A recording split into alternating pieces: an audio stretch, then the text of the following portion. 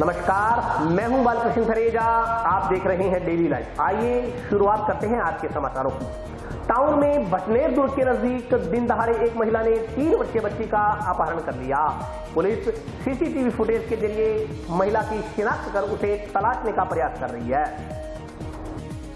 एक महिला ने गुरुवार को दिन दहाड़े 3 वर्षीय बालिका का अपहरण कर लिया। घटना टाउन में किले के सामने वाली गली की है। बालिका के अपहरण की सूचना से आसपास के क्षेत्र में हड़कंप मच गया। सूचना पर हरकत में आई पुलिस बालिका का अपहरण करने वाली महिला की तलाश में जुट गई। रैन बसेरे, धर्मशाला सहित अन्य जगह खंगाली गई, लेकिन कहीं कोई सुराग हाथ नहीं लगा। बताया जा रहा है कि पीले रंग का सूट पहने एक महिला गली से बच्ची को उठाकर ले जाते देखी गई। ऐसे में संभावना जताई जा रही है कि उसी महिला ने बालिका का अपहरण किया होगा। पुलिस ने सीसीटीवी कैमरों की फुटेज खंगाली तो उक्त महिला एक बालिका का हाथ पकड़ ले जाती नजर आ रही है। हालांकि महिला का चेहरा साफ नजर नहीं आ रहा। जानकारी के अनुसार टाउन में भटनेर किले के पास रहने वाले बिहारी मूल के जोगेंद्र मंडल की 2 बेटियां पास की ही तलवाड़िया वाली बंद गली में किराना दुकान पर गुरुवार सुबह करीब 11:30 बजे सामान लाने गयी थी। बताया जा रहा है कि रास्ते में उन्हें पीले रंग का सूट पहने एक महिला मिली। वह महिला दोनों लड़कियों में से छोटी बच्ची 3 वर्षीय आंचल को उठाकर अपने साथ ले गई। इस दौरान आंचल की बड़ी बहन ने कुछ दूरी तक उस महिला का पीछा भी किया, लेकिन वह भागते हुए इधर उधर आंखों से ओझल हो गई। यह बात आंचल की बड़ी बहन ने घर आकर अपनी मां को बताई तो मोहल्ले में हड़कंप मच गया। मजदूरी करने वाले जोगेंद्र मंडल की बालिका के अपहरण की सूचना मिलने पर टाउन थाना प्रभारी रमेश चंद्र माचरा पुलिस टीम के साथ मौके पर पहुंचे। टाउन के अलग अलग क्षेत्रों में पुलिस कर्मियों ने बालिका व महिला की तलाश की। मोटरसाइकिल पर निकले 2 पुलिस कर्मियों ने टाउन क्षेत्र खंगाल डाला। बस स्टैंड से स्थित रैन बसेरा व बसों, धर्मशालाओं आदि की जाँच की गयी, लेकिन न तो बच्ची और न ही महिला का कोई सुराग पुलिस के हाथ लगा।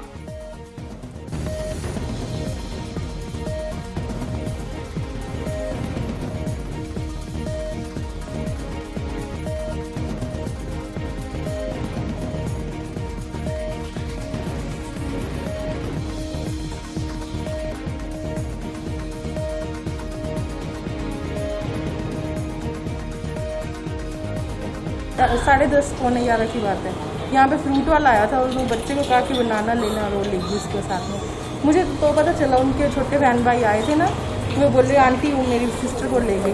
तब हम देखने गए, मैं और मेरा हस्बैंड आ गए, तब वो थी नहीं यहाँ पे। हम यहाँ बैठे थे बच्चे को लेके बाहर। पतली सी लेडीज थी, बस येलो कलर। तो मुझे लगा उनके कोई रिलेटिव है, उनके साथ जा रहे हैं बच्चे, तीनों बच्चे जा रहे थे। जब 2 वापिस आए तब मुझे पता चला कि वो कोई और लेडीज थी। निजीकरण को लेकर पारित किए गए 3 अध्यादेशों को वापस लेने की मांग को लेकर गुरुवार को सीटू के बैनर तले टाउन व जंक्शन में श्रमिक संगठनों की बैठक आयोजित की गई। बढ़ती महंगाई पर रोक लगाओ,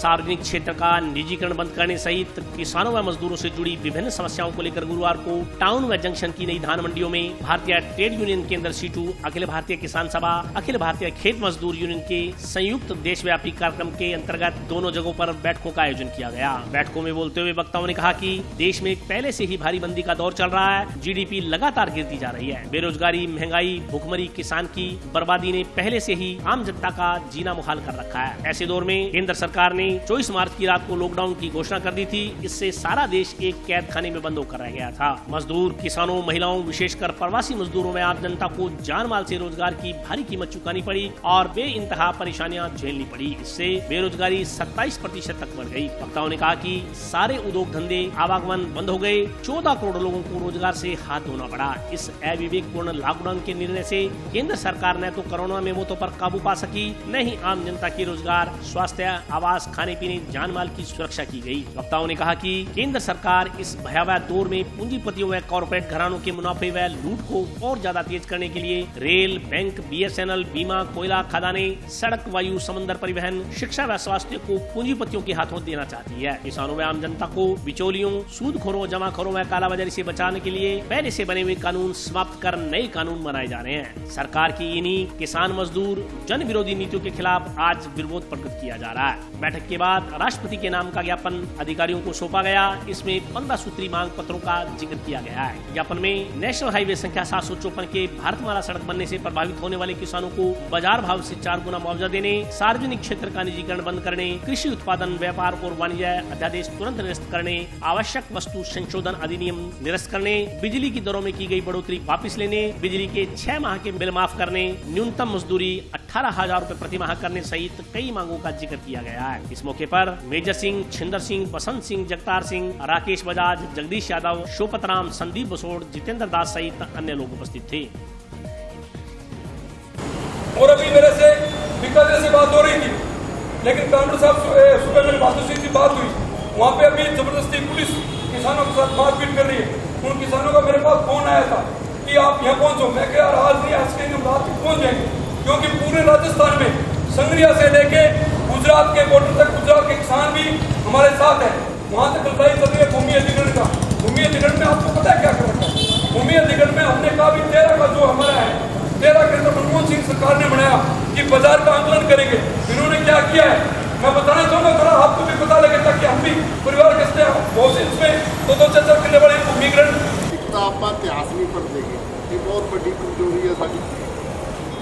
जिन्ना लोगों ने कुर्बानियां दित्तियां अगर उन्होंने इतिहास देखा जाए तो साढ़े अंदरों भी कुर्बानियां देने को नौजवान तैयार हो जाए, पर जरूरत एक चीज़ की है मित्रों, जिस तरह की नीतियां सरकारां दियां वो मजदूर विरोधी है, किसान विरोधी है, आम जनता विरोधी है। वो सानू लाभबंद होके मजबूत होके लंबा संघर्ष करने की जरूरत है।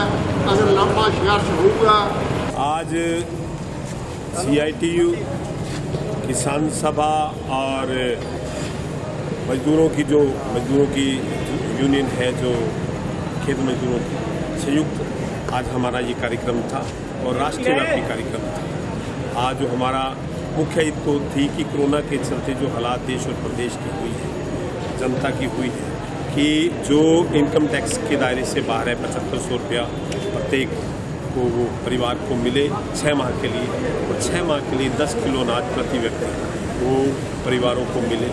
बिजली का बिल सरकार माफ़ करे, और इसके साथ साथ जो निजीकरण अभी जो हालात है देश के, चाहे वो सेंट्रल सरकार रेल को निजी हाथों में ले रही है, हमारे हवाई जहाज हवाई अड्डों को बेच रही है, तो सारी चीज़ों का निजीकरण के दौर पर बड़े बड़े सेठों को, बड़े कारपोरेट घरानों को जो सरकार दे रही है, आज हम उसके विरोध में, और जो अभी भूमि अधिग्रहण के तहत जो हमारे हनुमानगढ़ के इलाके में जो अमृतसर से चलकर और गुजरात तक, जामनगर तक ये जो 6 लाइन भारतमाला जा रही है, उसमें जो किसानों की बेशकीमती भूमि जो जबरी सरकार हथिया रही, उसके खिलाफ भी हमारा आज का ये कार्यक्रम है। तो ये सारी मांगों का आज हमने 15 सूत्री मांग पत्र है जो महामहिम राष्ट्रपति के नाम ज्ञापन अभी हम सौंपेंगे, और निश्चित तौर पर ये जो हमारा आंदोलन है, ये जो मांगे हैं, इसको हम लगातार जनता में ले जाएंगे और एक बड़ा आंदोलन खड़ा करके इन जनता की जो आम सवाल है उसको हल करवाने का प्रयास करेंगे। आज हम centre of Indian trade union केंद्र CITU, अखिल भारतीय किसान सभा, खेत मजदूर यूनियन, तीनों के संयुक्त आह्वान पर जो राष्ट्रीय आह्वान है उनकी कि केंद्र सरकार अभी 3 अध्यादेश लेकर आई है। एक अध्यादेश है आवश्यक वस्तु अधिनियम का, जिसमें हमारी जो आवश्यकता की जरूरत होती है उनका स्टॉक नहीं कर सकते हैं, जो करोगे उसका रिकॉर्ड आपको गवर्नमेंट को दिखाना पड़ेगा और उस पर भाव ताकि नियंत्रण में रहे गवर्नमेंट। दूसरा एक बिल लेके आए हैं किसानों के लिए, और तीसरा एक है मजदूरों के लिए। ये तीनों बिल इतने खतरनाक हैं कि आप कल्पना नहीं कर सकते कि अगर ये बिल किसानों पर लागू हो गया तो किसान अपनी किसानी नहीं कर पाएगा। ज़मीन के जो ठेके हैं वो विदेशी कंपनियां जो है हमारी यहाँ की बड़ी बड़ी कॉर्पोरेट घराने की, वो ज़मीन ठेके पर लेंगी 30-30 साल के लिए, 50-50 साल के लीज पर। उसके बाद गारंटी नहीं है कि वो ज़मीन वापस दें, और ये भी गारंटी नहीं है कि वो फसल यहाँ के मुताबिक बीजेंगे। जो उनको आवश्यकता होगी, जिसका उन्होंने स्टॉक करना, उसी की वो फसल बीजेंगे। और जो बात खरीदने कह रहे हैं कि हमने पूरे हिंदुस्तान के बाजार खोल दिए, ये बिल्कुल झूठ है। कैसे आपने बाजार खोल दिए? यहाँ का किसान 2 ट्राली नरमा लेके तिब्बत में कैसे बेचने जाएगा, आसाम में कैसे बेचने जाएगा? इसका सीधा सीधा मतलब है कि एक बड़ी कंपनियां जो आएंगी वो सारी की सारी जींस खरीदेंगी, और यहाँ का जो सेठ है, यहाँ का जो व्यापारी है, मध्यम वर्ग है, वो मर जाएगा, और ये मंडियां खाली हो जाएंगी। जब ये मंडियां खाली हो जाएंगी, यहाँ जींस नहीं आएगा, तो यहाँ का इस इलाके का मजदूर भी खाली हो जाएगा। ये हमने अपने अनुभव से देखा है। इसीलिए वो कानून लागू होने से हमारे मजदूर भी खाली हो जाएंगे, किसान भी मरेगा, यहाँ का व्यापारी भी मरेगा। इसलिए हम किसी भी सूरत में हम ये कानून लागू नहीं होने देंगे, इसके लिए संघर्ष करेंगे। अभी हम कोरोना के चलते, क्योंकि हमारे हनुमानगढ़ में पेशेंट कोरोना के बढ़ रहे हैं, इसलिए हम शांतिपूर्ण और सोशल डिस्टेंस की पालना करते हुए हम ये धरना प्रदर्शन कर रहे हैं। लेकिन ये सरकार के लिए चेतावनी है कि हम यही चुप रहने वाले नहीं हैं। अगर हमारे संगठन आदेश देंगे तो आने वाले समय में हम इसको तीखा और तेज आंदोलन करेंगे। इसी के साथ ये आज हम यहाँ प्रदर्शन करके राष्ट्रपति महोदय के नाम हम अपना ज्ञापन सौंपेंगे कि इन कानूनों को तुरंत प्रभाव से रद्द किया जाए। जंक्शन में श्याम वाटिका के बोर्ड पर कालिख पोतने के मामले में गुरुवार को दोनों पक्षों के बीच समझौता होने के बाद विवाद का समापन कर दिया गया।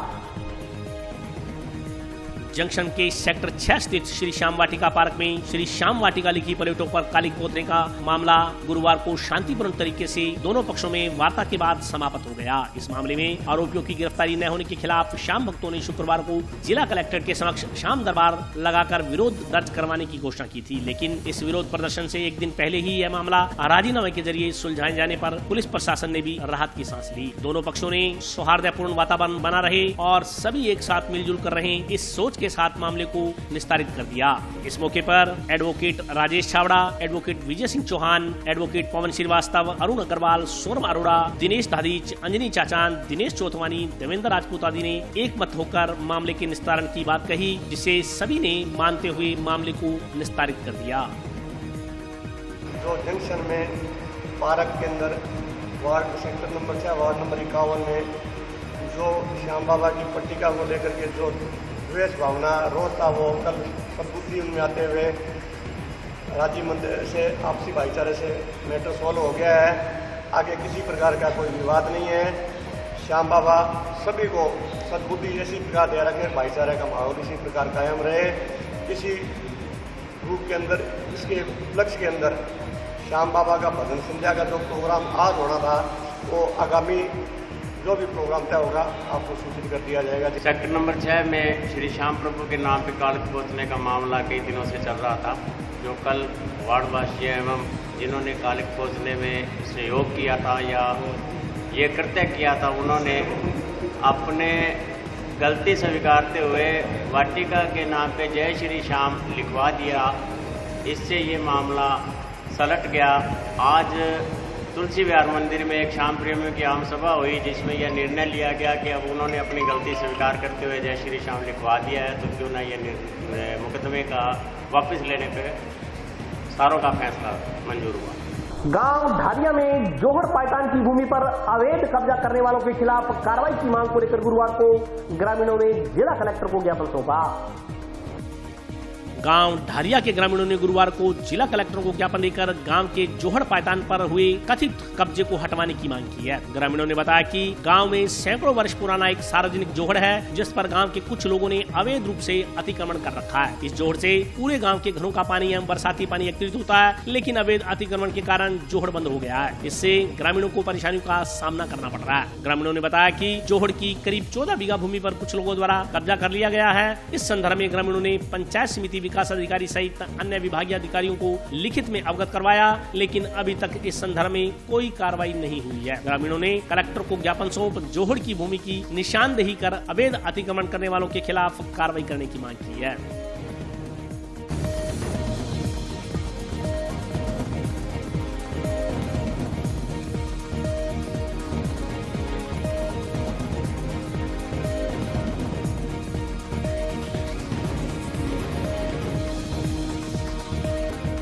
ढारिया से आए हैं। एक तो जोड़ पर अतिक्रमण कर रखा है लोगों ने, उसके लिए क्योंकि पानी की निकासी बंद हो गई है और रोड पे पानी खड़ा है। ढारिया में कोई भी आने जाने वाले साधनों को बहुत ज़्यादा परेशानी हो रही है और मेन रोड पे भी लोगों ने आजकल कचरा फेंकना स्टार्ट कर दिया। इसलिए जो जोड़ पर लोगों ने अतिक्रमण कर दिया और जो भी पानी की निकासी से गांव में से जोड़ में जा रही नाली से कर दी लोगों ने। लोग हैं जिसपे 5-4 घरों ने तो उस पर कब्जा कर लिया और कुछ उसमें माटी डाल दे रखा है। जी पंचायत में भी हमने एप्लीकेशन लगाई और आज हम कलेक्टर साहब को ज्ञापन सौंपने के लिए नहीं, अभी तक कोई हल नहीं। मांगना पूरी हुई तो हमें कुछ तो करना ही पड़ेगा, ऐसा जवाब देना पड़ेगा। ग्राम सेवक व मैट पर कथित रूप से मनमानी करने का आरोप लगाते हुए गांव फतेहपुरा के मनरेगा श्रमिकों ने जिला कलेक्टर को ज्ञापन सौंपा।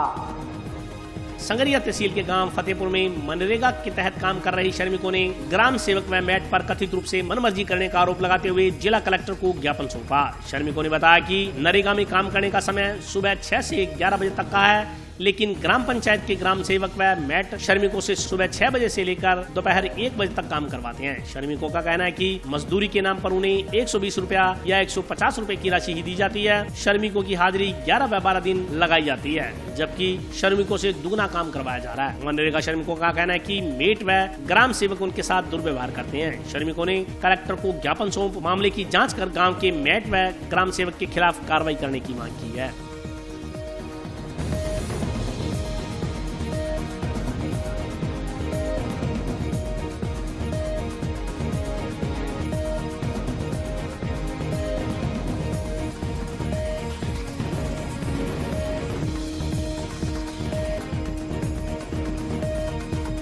आज आए जी कलेक्टर साहब के पास। हाँ जी, हमारे को ये मजदूर है, हमारा ये रोजगार नहीं पूरा मिलता। हमारे को ये तड़के 6 बजे से लेके 1 बजे तक काम लेते हैं। जो वो रात का है गाड़ी क्लोज करती है, हमारे को वो काम नहीं पूरा देती, कर देती है। वो 5-4 मिनट लेट पूरी नहीं दिहाड़ी मिलती। हमको कहते हैं हम लेट आए हो, आपकी हाजिरी कट जाएगी। कलेक्टर साहब से आप बेनती करने आए हैं भी हमारे रोजगार पूरा देते।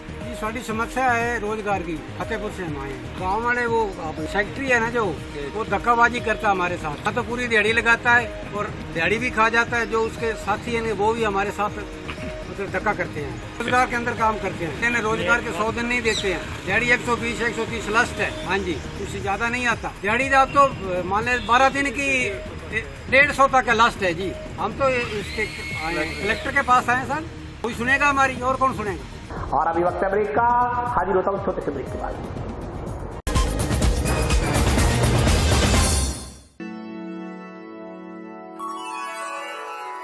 यूं तो कई बार मुझे हंसते देखा है, पर ये हंसी कुछ और है। ये गहना मुझ पर जचता है, पर ये महज एक गहना नहीं, ये रूपरेखा है मेरे मन की, हंसती खिलखिलाती लहरों की, जो आतुर थी अब तक मुझ पर सजने को। इसलिए ये गहना ही मेरा सच्चा श्रृंगार है, श्रृंगार है, श्रृंगार है।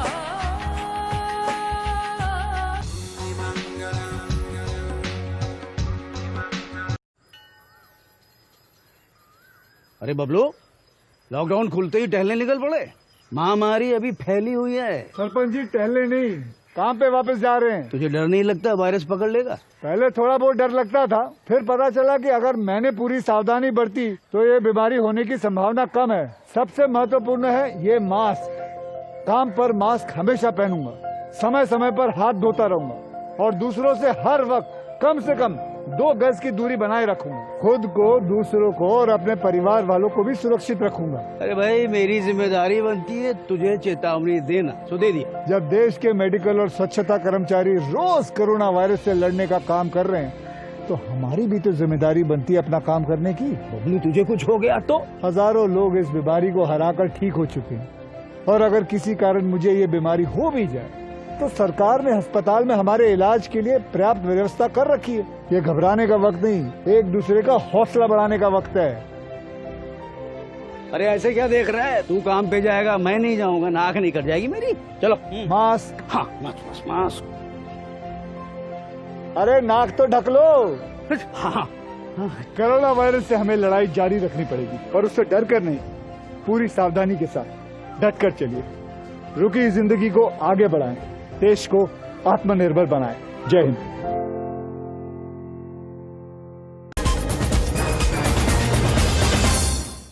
ब्रेक के बाद स्वागत है।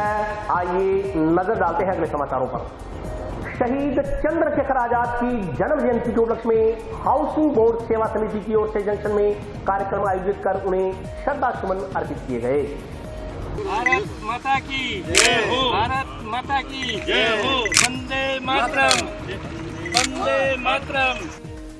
जंक्शन की हाउसिंग बोर्ड सेवा समिति ने शहीद चंद्रशेखर आजाद वाटिका में गुरुवार को शहीद चंद्रशेखर आजाद का जन्म दिवस मनाया। इस मौके पर शहीद चंद्रशेखर आजाद की मूर्ति पर माल्यार्पण कर उन्हें श्रद्धांजलि अर्पित की गई। इस मौके पर समिति अध्यक्ष कमल नारायण, नंद कुमार पारिक, मुंशीलाल शर्मा, सुरेश सिंह तंवर, वेद प्रकाश, सतीश लाटा, आनंद शर्मा, टेक सिंह, प्यारेलाल, रामस्वरूप यादव सहित अन्य लोग मौजूद थे। कार्यक्रम में वक्ताओं ने शहीद चंद्रशेखर आजाद की देश की आजादी के लिए की गई संघर्ष का बखान किया। उन्होंने कहा कि देश की आजादी में चंद्रशेखर आजाद की महत्वपूर्ण भूमिका रही है। कार्यक्रम में केंद्र एवं राज्य सरकार की ओर से कोरोना वायरस से बचाव के लिए जारी की गई गाइडलाइन की पालना करते हुए कार्यक्रम को संपन्न करवाया गया। की तरफ से जो है चंद्रशेखर आजाद वाटिका पार्क में जो है शहीद चंद्रशेखर आजाद का जो है 23 जुलाई को जो है उनका जन्मदिन था। वो जो है सभी आदमियों ने अपना जो है धूमधाम से मनाया, माला अर्पण और फूल अर्पण करके पुष्पांजलि की। हर साल जो है यहाँ बच्चों का कार्यक्रम होता है, उनको इनाम भी वितरित की जाती है, लेकिन इस वर्ष जो है कोरोना की महामारी की वजह से जो है हम लोगों ने यही निर्णय लिया है कि जो है अपना नॉर्मल उसमें जो है इसका जो है ना क्या नाम है किया गया। चंद्रशेखर आज़ाद जो है एक शहीद थे और उन्होंने जो है देश के लिए कुर्बानी दी और उन्हीं की बदौलत आज देश में जो है ना हम लोगों को सबको जो है सुरक्षित रह रहे हैं। इंदिरा गांधी नहर में कूदने वाले युवक की शव बरामदगी के बाद लखोवाली पुलिस चौकी ने शव का पोस्टमार्टम करवाकर शव परिजनों को सौंप दिया। इंदिरा गांधी नहर में कूदने वाले युवक का शव गुरुवार सुबह बरामद हो गया।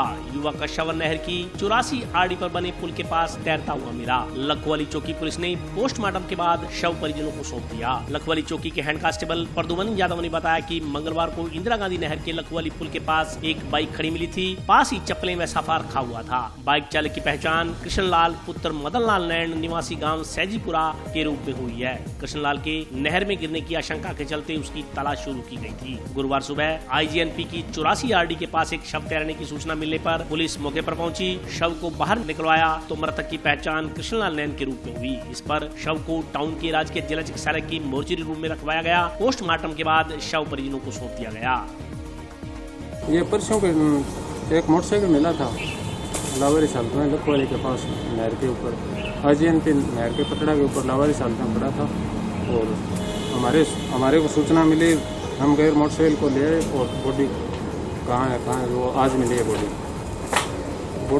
बॉडी की शनाख्त हुई है। कृष्णलाल सनोप मदन लाल जाति जाट नैन है, उम्र 30 साल, निवासी सजीपुरा का है और इसकी संदिग्ध परिस्थितियों में मौत होनी पाई गई है।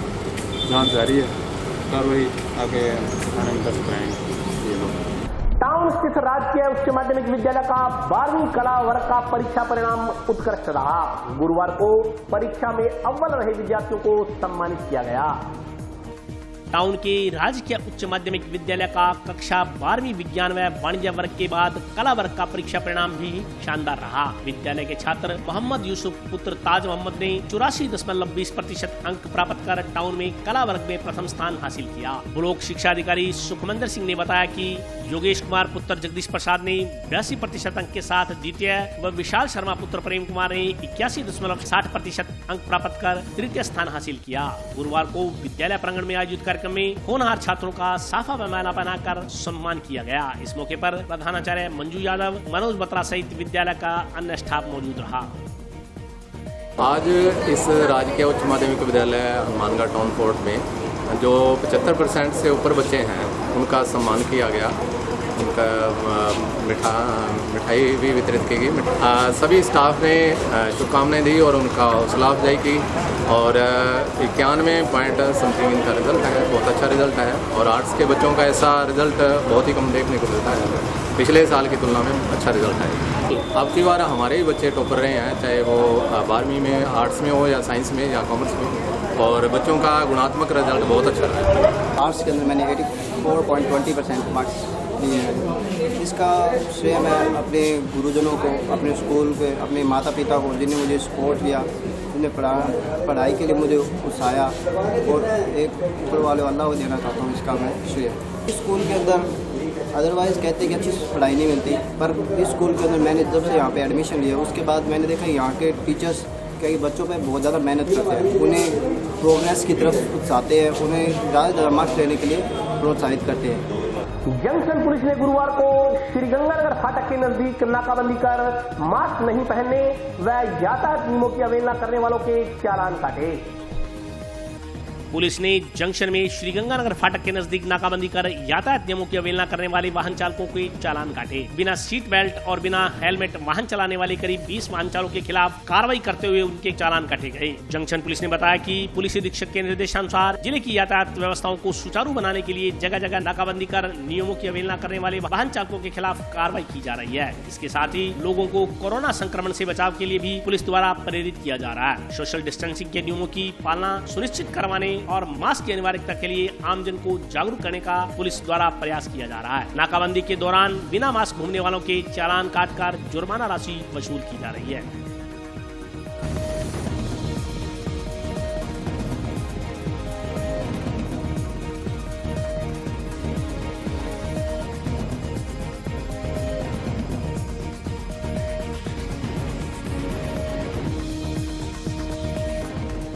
ये अभी श्रीमान जिला पुलिस अधीक्षक द्वारा और रेंज आईजी साहब द्वारा ये जिले में अभियान चल रहा है कोरोना लोगों को मोटिवेट करने के लिए। तो उस दौरान हम पुलिस से जगह जगह नाके लगा के आने जाने वाले वाहनों को चलान कर रहे हैं कागजों के भाव में और उनको समझाइश भी कर रहे हैं कि ज़्यादा से ज़्यादा कोरोना बचाव में ये करें। आज हमने यहाँ गंगानगर रेलवे फाटक के नाका लगा करके वाहनों को रोक के चेक किया तो 22-23 अभी तक चलान किए हैं, मास्क के भी तस्वीरें किए और ये अभियान में लगातार जारी रहेगा।